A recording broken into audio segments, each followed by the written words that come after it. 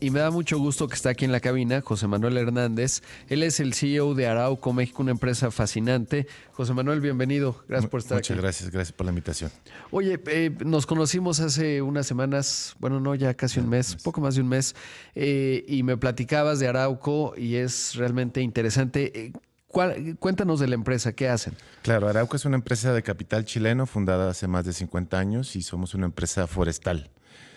Con plantaciones en Chile, Brasil, Argentina, y en México tenemos una operación industrial desde hace más de 5 años. Claro.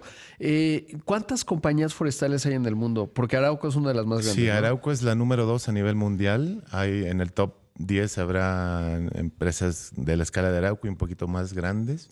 Sin duda en América somos la número 1, tanto en el negocio de celulosa como en el negocio de tableros de madera. ¿Será la única bueno, ya decías es la segunda, la primera me parece es escandinava, pero ¿es la única latinoamericana, digamos, de esta escala o hay una Hay otra brasileña? empresa chilena también muy potente también, no de la escala de Arauco, combinando los dos negocios de tableros y de celulosa. ¿Y está vinculado a la extensión territorial, digamos, a los bosques en Chile o cómo funciona este negocio? Sí, el negocio nació en Chile como una iniciativa privada y del gobierno para plantaciones forestales con una visión de muy, muy largo plazo.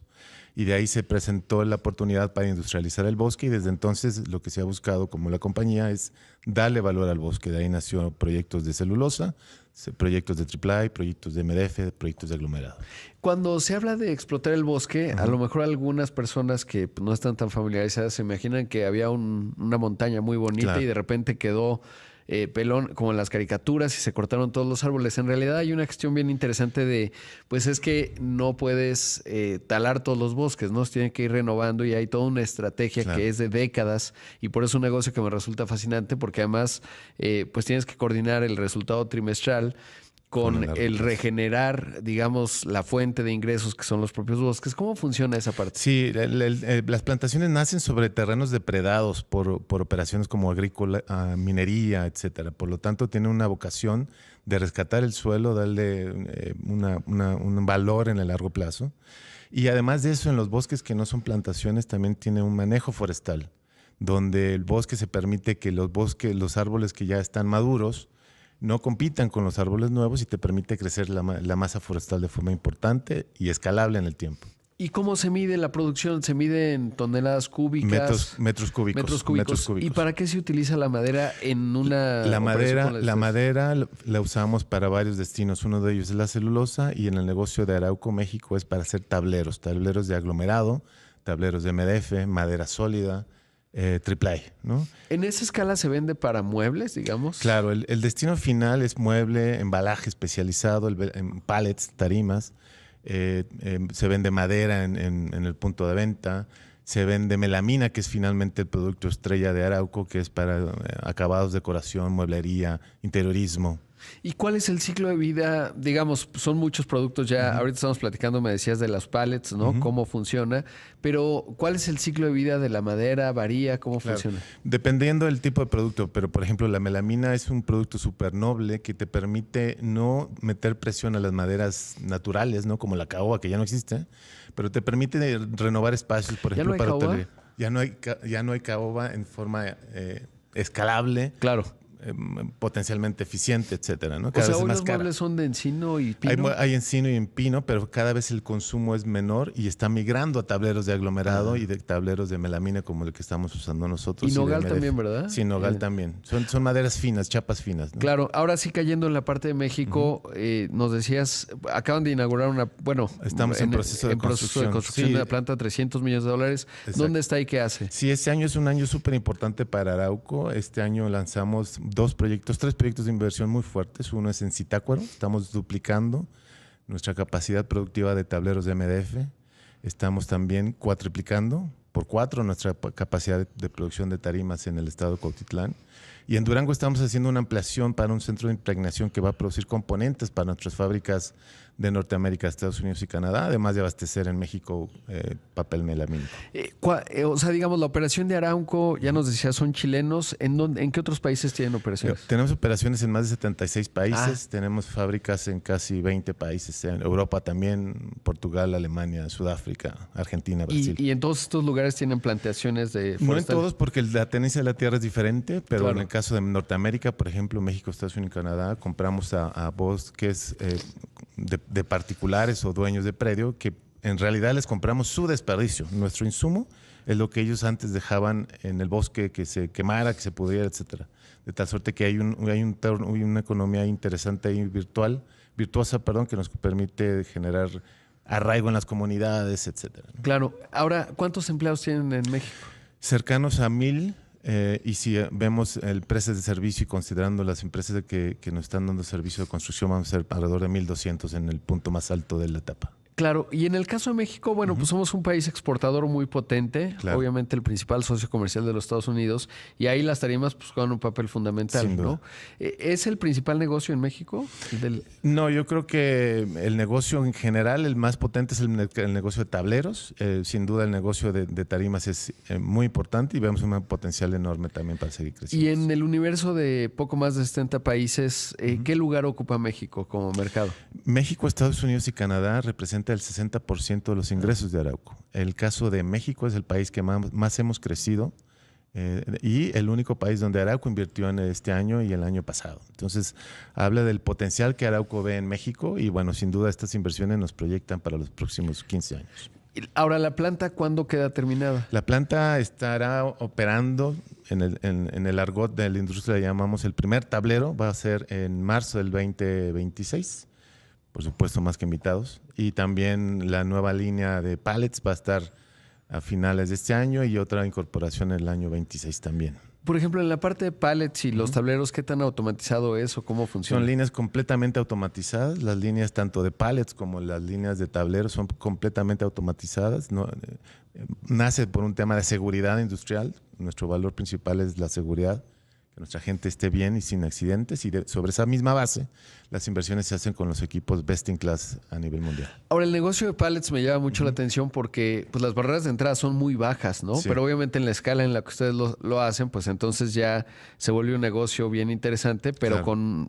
puede estar pulverizado, me imagino yo. Sí, y no solo el tema de pallets, el negocio de tableros es un negocio, en México es un país 100% libre de importar de cualquier origen y por lo tanto las barreras son bajas. La diferencia está en la escalabilidad, la capacidad de generar continuidad y por supuesto la calidad, ¿no?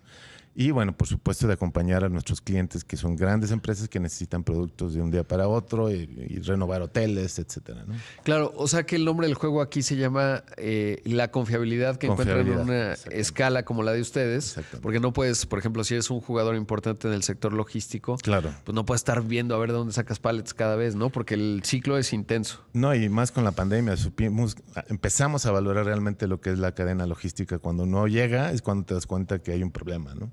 Y eso es el tema de pallets, pero también el negocio de tableros es algo súper importante porque caso de México hay un déficit de vivienda de 9 millones de viviendas. Entonces el tema de tableros va en cocinas, en closets, en muebles, en home office, etcétera, ¿no? Ahora, si lo comparamos con Estados Unidos y Canadá, es interesante porque nosotros en la construcción pues no utilizamos tanta madera como ellos, ¿no? Y eso es, me imagino que el tamaño, ya decías, México, Estados Unidos y Canadá son el 60%, pero Canadá y Estados Unidos por la forma en la que construyen viviendas. La escala es gigante, pero la oportunidad en México ahí está. México consume una tercera parte de tableros de madera de lo que es Brasil o Argentina o el mismo Chile, de tal suerte que si proyectamos en el tiempo y consideramos el bono demográfico mexicano, que son una edad promedio de 30 años, el potencial de crecimiento es enorme y por eso es uno de los drivers principales por lo cual estamos invirtiendo en México. Y está vinculado al sector de la construcción, entonces. Sin duda, sector de la construcción, sector de turismo. Sin duda el tema de hotelería es un driver importantísimo para nuestro negocio también. Debo hacer un corte, José Manuel, pero te quiero pedir, pues ya estás acá esta mañana. Normalmente estás radicado en Guadalajara, así que te agradezco mucho que estés aquí en la cabina. Entonces, esto es Imagen Empresarial. Esta mañana está conmigo aquí en el estudio, se lo agradezco mucho. Vino desde Guadalajara, José Manuel Hernández, el CEO de Arauco México. Y José Manuel, estamos platicando ahora porque pues algo que está ocurriendo con el cambio climático, que además ahora me contaba ustedes, fueron la primera empresa neutral en carbón, ¿no? Exacto. ¿Qué quiere decir eso, por cierto? Que todas las emisiones que generamos las neutralizamos con nuestras plantaciones y nuestro patrimonio forestal. Claro, es fascinante, sobre todo porque vemos cómo en el mundo algunas empresas que no están en el negocio de ustedes, obviamente, financian, Claro. digamos, desarrollo forestal, no específicamente de bosque necesariamente, pero hay muchos proyectos y eso, bueno, pues va mitigando, digamos. Así es. Pero quería preguntarte otra cosa que es bien interesante y es cómo funciona México en esa materia, porque cuando uno va viendo las cifras y cada año es muy dramático, pues los bosques están depredando, lamentablemente, entre el cambio climático y los incendios forestales y la presión, pues natural, digamos, se puede entender cuando uno está en esas zonas en términos de que necesitan tierra cultivable, que se degrada muy rápido y que entonces pues se va deforestando el país, básicamente. ¿Cómo se compara con Chile y sobre todo cómo es la gestión de un bosque en términos de una empresa como ustedes? En el caso de México, tenemos asociaciones con nuestros proveedores de madera que son fundamentales. La realidad es que nos debemos a ellos, porque sin su materia prima nuestro negocio no existe. De tal suerte que nuestra asociación es de largo plazo.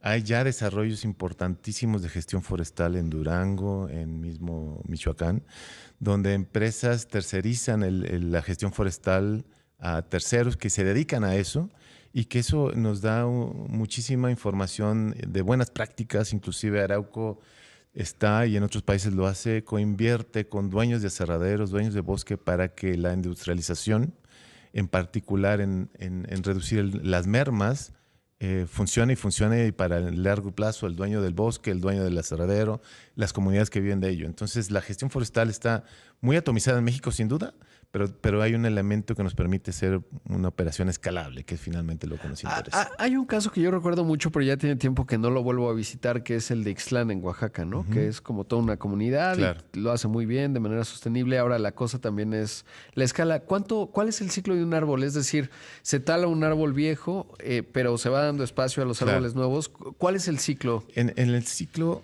chileno, que son las plantaciones, igual en Argentina, Brasil, son plantaciones de árboles, de individuos, que están muy bien calibrados. Entonces, se ha llegado a reducir el ciclo a 18 años en el caso de pino. En el caso de eucalipto son 6 años, 7 años, que es maravilloso. Rapidísimo.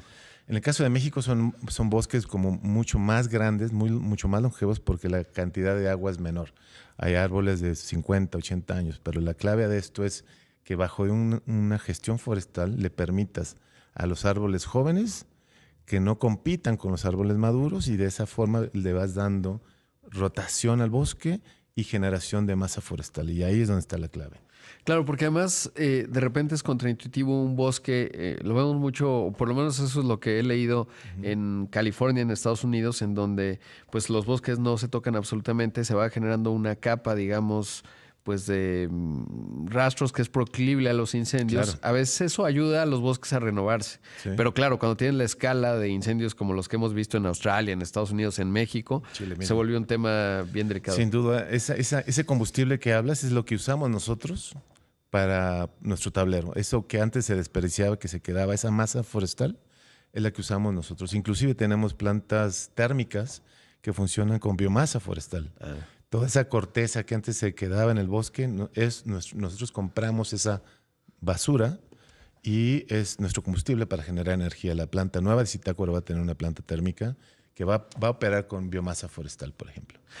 ¿Cuál es el margen de este negocio? ¿Son márgenes grandes? No, funciona? es margen para consumo interno. En Chile sí vendemos energía al sistema de energía público, pero en el caso de México es para operar nuestras plantas, todos los procesos térmicos.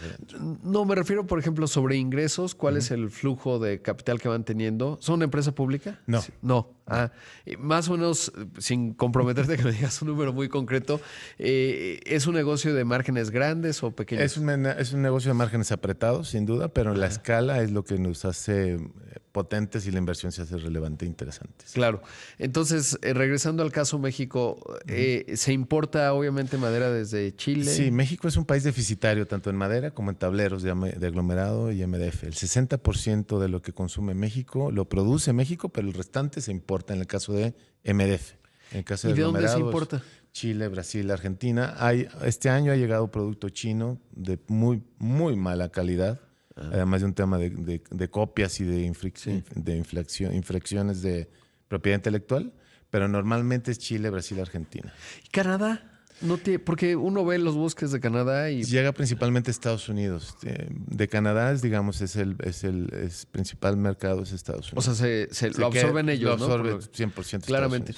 Oye, y el caso de China, ¿cómo funciona? Porque también tengo visibilidad de que hay pues prácticas, o sea, puede ser salvaje, no tanto en China, porque en China me parece que han empezado a hacer cosas por el medio ambiente de manera significativa, pero si te vas a Vietnam, etcétera, otros países al lado, se comen lo que sea necesario. Sí, ¿no? claro. En el caso del producto que está llegando a México en China nos preocupa como industria organizada porque trae sin duda emisiones fuera de normativas internacionales, por mucho. Además de un tema de que cero de trazabilidad de la madera, además de un tema, en el caso de las melaminas, de copias, de piratería, ¿no? Entonces es un tema que nos preocupa como industria organizada.